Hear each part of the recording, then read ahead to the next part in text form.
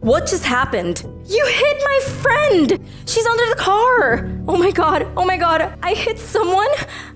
I think I'm gonna be sick. Move your car now! I could see the driver's feet run back into the car, and the next thing I felt was the weight of the car pushing back down onto my body. But this time, even harder. I tried to yell for her not to, but I couldn't breathe. And the car shifted gears into reverse, and my left cheek started to grind onto the floor. It was so unbearable that I couldn't speak. I tried to move, and when I did, I felt my spine slowly crunch. I could smell my skin burn against the hot muffler. I tried to move my face, but I couldn't see anything. Is this where it stops? How my life will end? Underneath a ton of hot metal? And when I opened my eyes again, I saw the same pair of feet hop out of the driver's seat, and green vomit splashing onto the pavement. Are you okay? Oh my god, I'm so sorry. Can you hear me? My friend knelt down next to the car and reached for me, trying to get me out from under the car.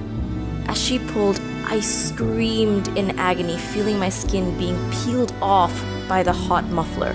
She immediately let go of my arm, which was now broken, and as soon as she pulled her hand away, I saw them completely coated in red. I could hear the sirens in the distance coming closer while my friend ran around hysterically yelling for help. She laid down next to the car and said, "I'm so sorry. I didn't know. Are you in pain?"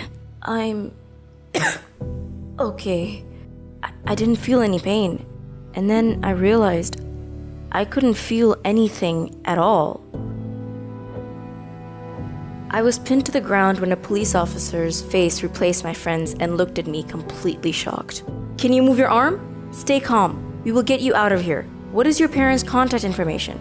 All I knew was I had just been run over by a car. I could only imagine what shape I was in when he asked for my parents' numbers. When he called, my dad answered at first. He thought they got the wrong number because the police officer said I had been in a car accident. Car accident? I'm sorry, that doesn't make any sense. I think you have the wrong person. My daughter is way too young to drive. I don't.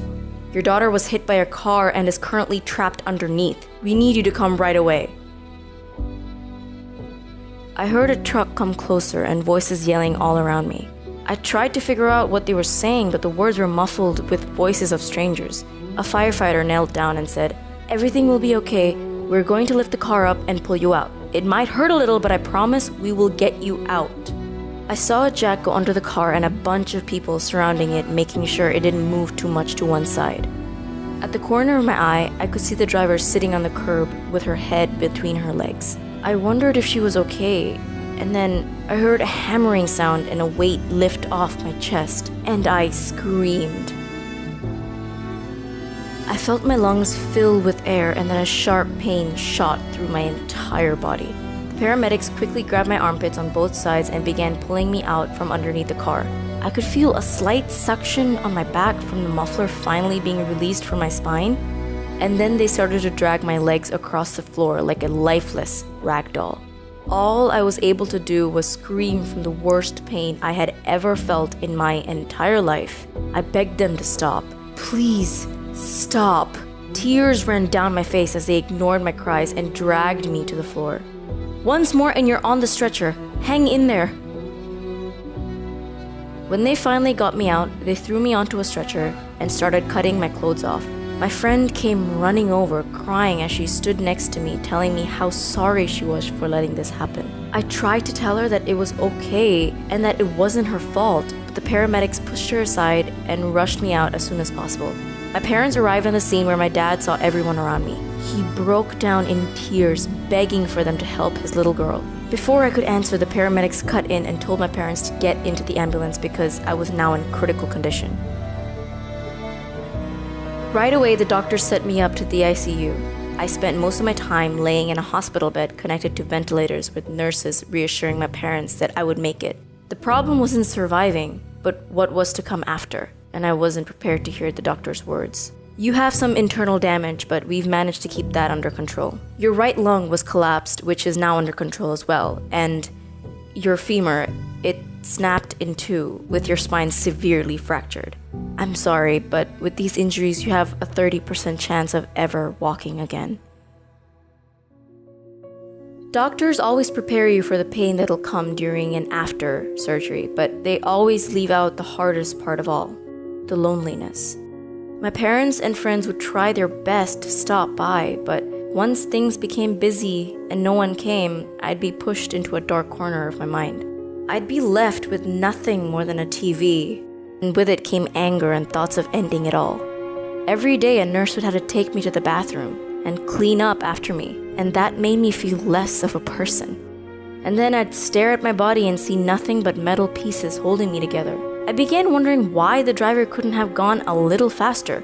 Why couldn't she have ended it completely rather than this pathetic suffering? Now all I am is invalid, just another useless person in society with no worth, just a pity stare in the streets and a sad, "What happened?" I wanted no life than this life at all, and the more I felt like giving up, the less I wanted to do anything. That was until one of the nurses told me we were going for a walk. I tried telling her that I wanted to stay in bed, but she insisted and lifted me anyways. When I asked where we were going, she ignored and never told me. She only said what I needed to know. She pushed me from floor to floor while occasionally telling me what each area represented. First was the ER, where I saw a crying boy with a broken arm and his mother comforting him, easing his pain. Then I passed labor and delivery, where I heard the gasp and cries of a new life being born. And then I passed the ICU, where I saw family members huddled around the final ripples of life. It was the combination of these moments where I understood how fragile and unexpected life truly is.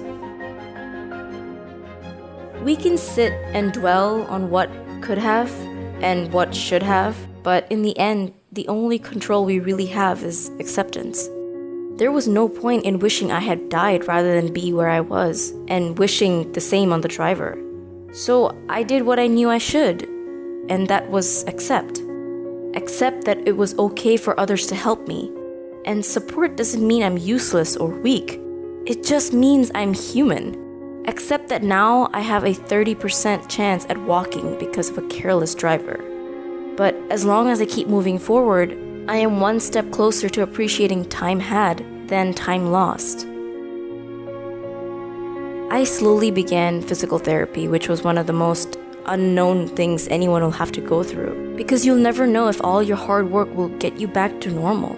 It took weeks, but the day came when I was finally able to do what so many of us take for granted every day.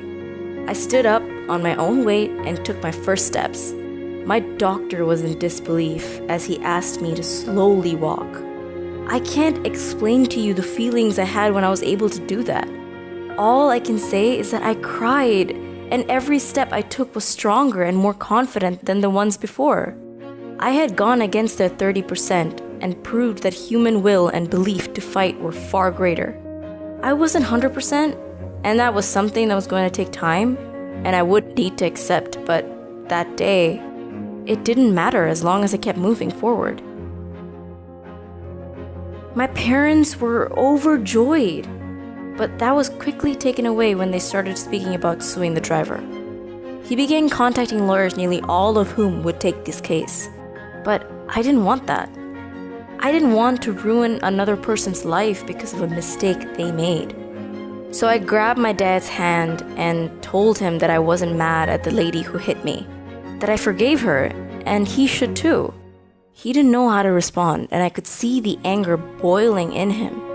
I knew he probably thought I was being naive, but instead of saying anything, he just nodded. I think in that moment, all he needed to know was that I was okay. That despite everything we had gone through, I still had the strength to give when he needed it the most. I learned that accepting life as it comes is the best thing anyone can do. That holding hatred or grudges against those who knowingly or unknowingly do things to us only stops ourselves from appreciating our own life. I'm lucky enough to say that I was able to walk down my school hallway and be me again. I know not everyone can say this, but I don't expect anyone to understand it. But what I hope you will take away from my story is that sometimes the power of strength is in forgiveness. Hi, I'm the submitter of this video. Thank you so much for watching a piece of my life. It sounds a bit surreal, doesn't it? So the one thing I learned the most during this time was never to take anything for granted. I almost thought I was gonna become paralyzed. Being under the car, I was convincing myself that even if I couldn't move, I'd be okay. After having both surgeries and told I was able to walk again, I wanted to cry for joy. Never in my life would I have thought I'd be happy to do anything physical.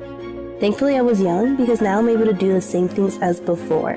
The scars remind me of what could have happened to me and how thankful I am that I'm still here today.